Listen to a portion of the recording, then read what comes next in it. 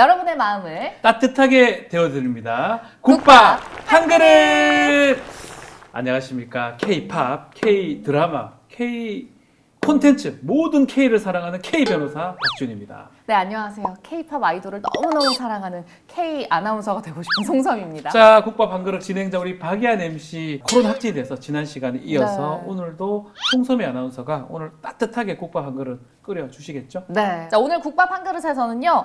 국회 예산정책처에서 발간한 2023 예산 춘추 세 번째 호에 기고가 되어 있습니다. 한국 문화 콘텐츠에 대한 내용을 이야기해 보려고 합니다. 자, 일단 출연자 소개해 드리겠습니다. 이분 보면 이분은 국밥이 아닙니다. 그럼요. 국뽕입니다. 국뽕. 국뽕 한 그릇을 말아 주실 분입니다. 김영대 문화평론가님 함께합니다. 안녕.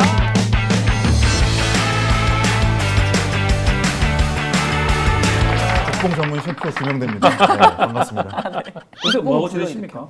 요즘 뭐 근황. 방송 활동하고 예. 우리 송섬이 아나운서랑도 방송도 같이 하고 같이 있고요. 하고. 요즘은 사실 하루가 멀다게 새로운 네. 뉴스들이 나오고 트렌드도 확확 바뀌고 예. 이제 엔데믹 국면을 맞이해서 이제 세계 시장으로 뻗어나가는 뭐 K-팝 가수들, 네. K-콘텐츠 힘이 막강하기 때문에 뭐 요즘은 정말 부지런해야지 이 트렌드를 따라잡을 수 있는 것 같아요. 그래서 네. 요즘에는 K 콘텐츠의 성장, 그 수혜를 가장 많이 받은 사람이 김영대 아니냐 얘기가 나옵니다. 뭐고 사실입니다. K영대라는 얘기도 있고. 그래서 K연대요. 김영대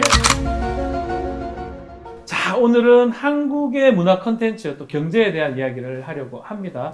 일단 뭐 영화 기생충 좋죠. 대박났죠. 작품상부터 대박이죠. 시작해서 4개의 상을 아카데미 시상식에서 휩쓸었고 또 오징어 게임 네. 역시도 에미상에서 4관왕을 달성을 했는데요. 이게 비영어권 콘텐츠로는 초유의 기록이다 얘기를 하고 있고 노미네이트 된 것만으로도 큰 의미가 있다라고 합니다. 네. 그러면 이게 우리나라에서만 이걸 국뽕하는 게 아니라 실제로 영어권에서도 인정받는 건지 네, 지금은 사실 이 K 콘텐츠는 거의 주류의 반열에 올랐다고 저는 예. 개인적으로 봅니다. 피영어권이라는 게 사실은 영광이지만 이게 사실 불리한 점이긴 해요. 네. 왜냐하면 우리가 이미 컨텐츠의 기본적인 언어 셋업 자체가 영어권을 위주로 돼 있고 그 이외에 수많은 이제 인구를 담보하고 있는 스페인어권이 이제 뒤를 따라가고 있는 거잖아요. 네. 그러니까 그런 면에서 언어의 불리함을 우리가 어느 정도 거기다가 이제 점수를 준다고 한다면 지금 K 콘텐츠의 위력은 그 미국의 어떤 대중문화 못지않은 지금 위력을 갖고 있다. 근데 이게 하루아침에 일어난 거냐? 그렇지는 않다라는 거예요. 사실 한국 대중문화 예술 혹은 거장들에 대한 관심은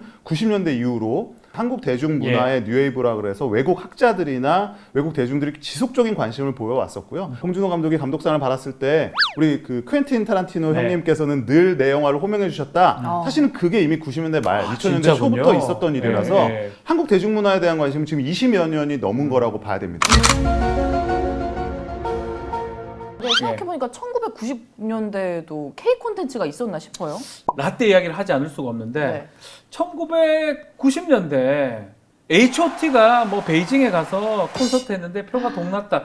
2000년대 초에는 윤사마, 가을연가 일본 가서 난리 났다. 사실 한국 대중문화 컨텐츠 이런 거에 대한 존재감 자체가 네.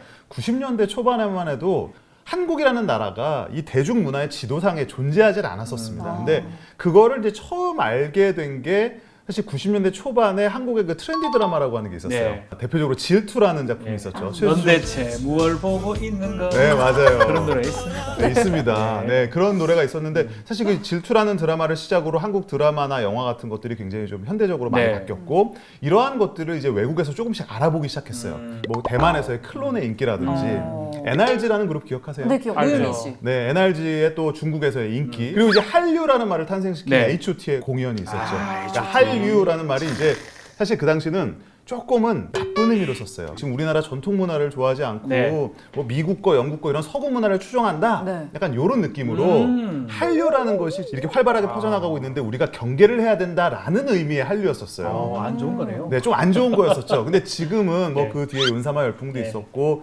수많은 K-팝 뭐 제2차 한류, 3차 한류 이렇게 되면서 한류라는 말이 뭐 아시아권에서의 국한된 것이 아니라 전 세계를 정말 좌우하는, 네, 지배하는 그런 흐름이 새로운 흐름이 됐습니다. 네, 마침 저희가 오늘 또 네. 다룰 보고서도 한국 문화 콘텐츠 보고서거든요. 그 안에 들어있는 내용을 좀 질문 드려보려고 하는데요. 저도 보고서를 보면서 여러 가지 생각이 좀 들었는데 네. 4차 산업혁명 시대를 맞아서 우리 경제를 이끌어줄 건 바로 이 문화 콘텐츠 사업이다라고 이야기를 합니다. 과연 평론가님이 보실 때도 그런지. 사실은 문화 콘텐츠라는 말도 이게 오래된 개념은 아니에요. 서구 사회에서도 문화를 콘텐츠로 보고 이것이 글로벌한 지형에서 어떤 영향을 미치는지에 대한 연구가 이게 뭐 90년대 중반 이후에 나온 겁니다. 네. 뭐 미국이나 영국에서 먼저 시작이 됐는데, 네. 근데 이걸 이제 여기다 이제 사업까지 붙여서 돈의 개념으로 가져오는데 사실은 뭐 잘 아시겠지만 문화라는 것과 사업이라는 거는 1대1 매칭이 쉽게 되지는 않아요. 문화라는 거는 우리가 꼭 사업이 아니더라도 네. 우리가 오랜 세월 동안 우리 뭐 인간의 삶이나 사회의 어떤 부분들에 자연스럽게 녹아 있는 걸 우리가 문화라고 하는데 지금 우리가 말하는 거는 그 문화가 어떤 특정한 제품이나 돈이 되는 사업이 유형의 되는. 가치로 하는 비즈니스 모델로 되냐 네. 하는 문제잖아요. 그래서 사실은 이게 명확한 판단 기준이 없기 때문에 굉장히 어렵습니다. 근데 초융합이니 초지능이니 뭐 이런 말을 쓰지 않습니까? 초연결이니? 그런 면에서 어떻게 보면 K-팝이 지금까지 쌓아온 혹은 K-컬처가 쌓아온 특성들이 요 4차 산업의 시대에 맞는 어떤 일정한 유전자를 좀 갖고 있는 게 아닌가라는 생각이 들어요. 예. 그래서 그런 의미에서 4차 산업 혁명 시대를 이끌어줄 우리의 뭐 예를 들면 먹거리, 새로운 콘텐츠가 문화 콘텐츠라는 점에 대해서 저는 일정 부분 동의합니다. 자, 지금 말씀하신 것처럼 어떤 산업이든 이 커지면 일자리가 늘어나고 수익이 창출되잖아요. 이 문화 콘텐츠 사업도 그런지 궁금해요. 콘텐츠, 예를 들면 무슨 뭐 캐릭터를 만든다, 그렇죠. 스토리를 만든다 이런 창작도 다 문화 콘텐츠에 들어가고요. 그거를 만드는 배경이 되는 기술이라든지 제반적인 사업 모두가 들어가고요. 근데 여기서 좀 빠진 게 있어요. 어떤 빠지? 그러니까 예를 들면 우리가 뭐 비유를 하자면은요, 우리가 마시는 뭐 콜라다. 예. 그러면 콜라라는 것 자체에 그냥 그게 처음과 끝이에요. 예를 들면 우리가 콜라라는 산업을 뭐 어딘가 판다. 네. 콜라를 만들어서 콜라를 팔면 콜라를 마시는 사람이 딱 정확히 그 모델 안에 들어가지 않습니까?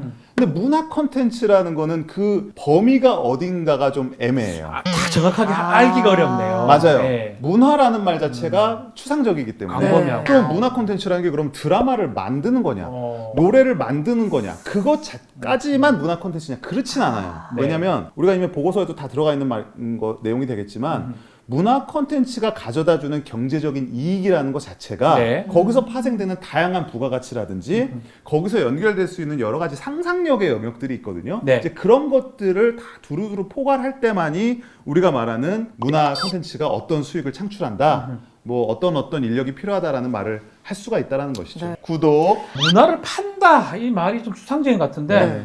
단어는 맞는 것 같기도 하고요. 우리가 문화를 판다라고 예. 하면 우리가 그냥 쉽게 떠오르기는 관련된 어떤 제품을 판다가 일단 먼저 떠오르죠. 예, 그 딱 떠오릅니다. 그러니까 문화를 캐릭터, K-컬처를 판다 그러면 BTS CD를 판다. 판다. 굿즈. 굿즈 판다.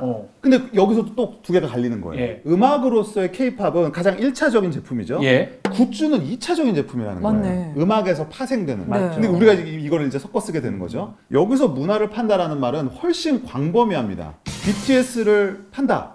BTS 판다. 근데 BTS라는 사람을 좋아하다 보니까 한글을 배워서 네. 송섬이라는 인플루언서에게 댓글을 달고 송섬이가 홍보하는 K-뷰티 제품을 판다. 네. 그럼 이거는 K-팝 산업인가 아닌가? 이런 게 판단하기가 애매합니다. 근데 우리가 그 모든 것들을 문화라를 판다라는 개념 안에 넣을 수 있다는 것이죠. 그래서 상당히 판단하기 어렵지만 오히려 어떤 식으로 보면 확장성이 많은, 더 많은. 그래서 오히려 4차 산업 시대에 걸맞은 제품이라면 제품, 하나의 산업이라면 산업이 아닐까 이런 생각을 하게 된다는 거죠. 네. 네. 말씀하신 것처럼 이게 제품 판매에도 영향을 주고 뭐 관광으로도 이어지기 때문에 그럼요. 네. 굉장히 긍정적으로 볼 수 있죠. 네. K-팝, K-드라마 때문에 한국에 오시는 분들이 많은 것 같아요. 맞아요. 그것도 다 연결된다고 보는 연결입니다. 거죠. 예, 우리가 네. 제가 아까 말한 초연결이라는 지점에도 해당되는 건데 모든 것들이 다 연결이 돼 있어요. 하나도 빠진 게 없습니다. 예를 들면 뭐 노래를 듣죠. 관련된 제품을 삽니다. 근데 그 제품이라는 게 꼭 인형만 있는 것은 아니고 뭐 예를 들면 온라인에서 이모티콘 같은 것들을 사는 것도 포함이 되겠죠. 봄날이라는 노래, 유네버 워컬론의 표지를 하고 있는 그 강릉의 그 버스 정류장이 네. 있습니다. 만들어 놓은 거죠. 네. 사실 그게 뭐라고죠. 예, 근데 거기서 줄 서고 사진을 찍죠. 맞아요. 예, 뭐 멤버가 먹었던 불닭볶음면이 네. 날개 돋친 듯이 팔려나가고. 저는 BTS 연간 5조 원의 가치라는 기사를 봤는데요. 경제 정책을 또 세우려면 K 콘텐츠 경제 효과를 또 액수로 또 숫자로 계량하면 좋을 것 같은데 이건 방법이 있을까요? 할 수 있으면 좋은데요. 이게 쉽지는 않아요. 뭐 우리가 5조라는 그냥 자기 느낌 얘기한 거 아니에요? 사실상 10조 하지 그러면. 5조. 근데 그 말씀도 아주 틀린 건 아니에요. 물론 이거를 이제 5조 원이라는 숫자가 나오는 데까지는 네. 뭐 여러 가지 있죠. 예를 들면 한국수출입은행이 해외경제연구소에서 이제 발표한 연구 자료를 뭐 근간으로 하는 거죠. 네. 그러면 예를 들면 문화 콘텐츠 그 자체가 수출되는 금액은 얼마다. 거기에 예를 들면 1억 달러가 전년 대비해서 늘어난다. 아. 그랬을 때 그럼 거기에 따라오는 뭐 아까 말한 라면 같은 거, 네. 가공식품이나 뭐 화장품, 그들이 입은 옷, 다 합쳐서 그렇다는 거죠? 그러니까 그것들이 아, 얼마나 증가하는지를 증가하느냐. 사실은 봐야 돼요. 예, 근데 이게 이제 한동안은 90년대, 2000년대 초반까지만 해도 요거의 연관성이 그렇게 크지 않다라고 하는 학설들도 있었어요. 네. 그래서 사실은 이 문화 콘텐츠라는 게 경제 정책으로 삼기가 어렵다는 건데 지금 이제 인터넷 시대가 되고 네. 모바일 시대가 되고 저는 가장 큰 차이가 이제는 개인화가 됐거든요. 아. 그럼 이 개인들이 네트워킹을 만들어서 우리가 보지 못하는 수많은 초연결 지점들이 있습니다. 예. 근데 이들이 창출하는 경제 효과라는 거는 우리가 지금 5조라고 했지만 실제로는 10조일지도 몰라요.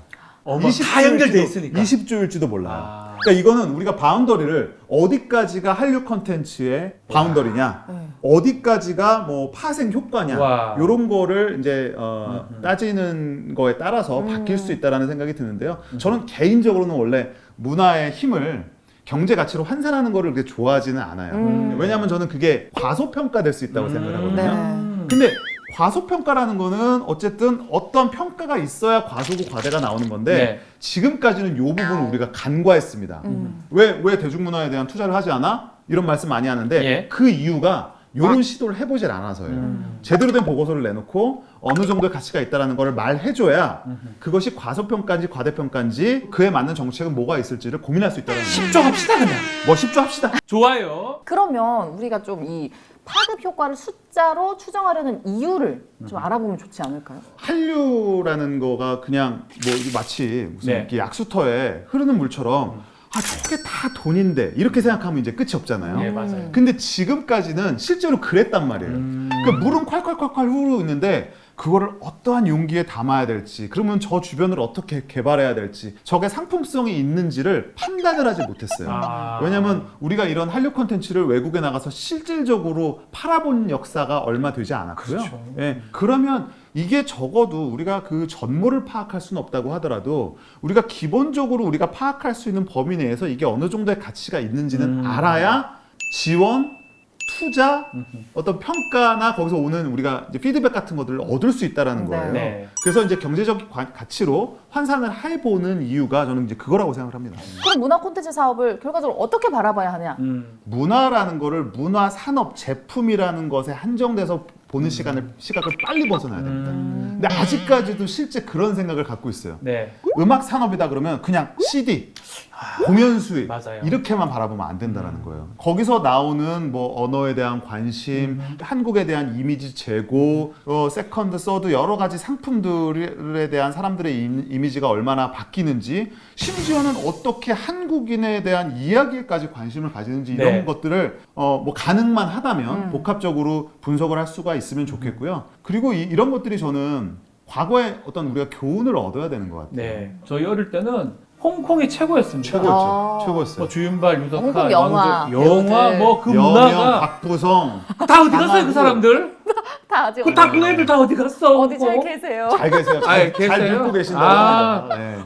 우리도 그렇게 되지 않을까 그 걱정은 사실 있거든요. 저는 한때 반짝했는데 네. 우리도 반짝하고 말까봐 어. 걱정스러워요. 우리도 어디 잘 있어야 되는데. 네. 그 역사의 긴 호흡에서 보면 네. 지금 뭐 한류 시대가 한 10년 됐거든요. 네. 뭐 길게 보면 20년 됐죠. 잠깐입니다. 그 20년을 영광의 세월을 보내다가 아, 어느 날 하루 없어진다고 해도 뭐 이상할 게 없겠죠. 그러니까요. 그러면 왜 그런지를 알아봐야 되는데 홍콩 같은 경우는 굉장히 독특한 게 있어요. 네. 홍콩은 일단 홍콩 반환이라고 하는 그렇죠. 역사적, 정치적, 네. 문화적 대격변이 있었죠. 여기서 일단 큰 타격을 받았고요. 그래서 이제 주요 그 재능들이 외국으로 많이 건너갔습니다. 우리 네. 오우상 감독도 헐리우드 갔고 그렇죠. 막 이런 식으로 많이 이제 유출이 있었고요. 또 하나는 홍콩 영화, 음악 이런 게 아시아권을 다 휩쓸다 보니까 나태해졌어요. 그래서 아마 기억하실 겁니다. 모 1, 모 2, 3, 4, 5, 6, 지존무상 뭐 첫펠상 그리고 이게 어느 제목이 어느 작품인지 네. 그리고 왜 어떤 거는 막 6, 7 가는데 네. 내용이 뭐 거의 다 다 대동소이합니다. 똑같아요. 근데 그게 뭐냐면 점점 사실은 열화 버전이 만들어진 네. 거거든요. 근데 지금 K 콘텐츠가 그러한 어떤 함정에 빠지지 않게 굉장히 주의해야 돼요. 그러니까 K-팝 같은 경우도 이런 거죠. 지금까지 K-팝이 성공할 수 있었던 가장 큰 이유는 K-팝스러움을 확립했다라는 거거든요. 네. 근데 어떤 다음스러움을 확립을 하면 정점을 찍은 다음에는 계속 열화 버전이 나올 수밖에 없어요. 그렇죠. 모방작이 나올 수밖에 예. 없고 돈을 쉽게 벌려고 하기 때문에 점점 이렇게 아니한 작품들이 나오게 되는데 네. 그러면 거의 홍콩이나 일본의 전철을 밟을 수밖에 없다. 그러니까 이런 부분에서 교훈을 찾아야 된다. 자, 오늘 우리 보고서 덕분에 K 지금 단지 문화가 아니라 이런 여러 가지 이야기를 해보게 됐는데 네. 이 보고서 등의 정보를 토대로 구체적 발전 방안 및 제도가 좀 마련돼서 더 힘을 좀 받지 않을까 이런 생각을 또 해봅니다. 네, 맞습니다. 자, 오늘 한국 문화 콘텐츠의 경제 효과에 대해서 얘기를 좀 해봤습니다. 네. 김영대 평론가님께 사실 못다한 얘기가 있는지 여쭤보려고 했는데 많이 하신 것 많이 하신 같아서 것 같아요. 자, 오늘 함께 해주신 후회가 없습니다. 네. 원 없이 하신 것 같아서 네. 이거 생략해도 될 것 같아요. 댓글. 자, 예산정책처에서 발간하는 예산 춘추, 재정, 경제 이런 부분에 재미있는 얘기가 정말 많이 쓰입니다. 지금 저희처럼 이렇게 화통하게 웃으면서 볼 수 있는 그렇죠. 보고서들이 많으니까요. 관심 많이 가져주시기 바랍니다. 자, 여러분 말씀 안 드려도 아시죠? 대한민국 국회 늘 열려 있습니다. 지금까지 다양한 국회 이야기를 따뜻하게 후루룩 말아드리는 국밥 한 그릇이었습니다. 네, 여러분의 마음을 따뜻하게 데워드립니다. 국밥 한 그릇! 좋아요, 댓글 구독 알림 알림 설정. 설정!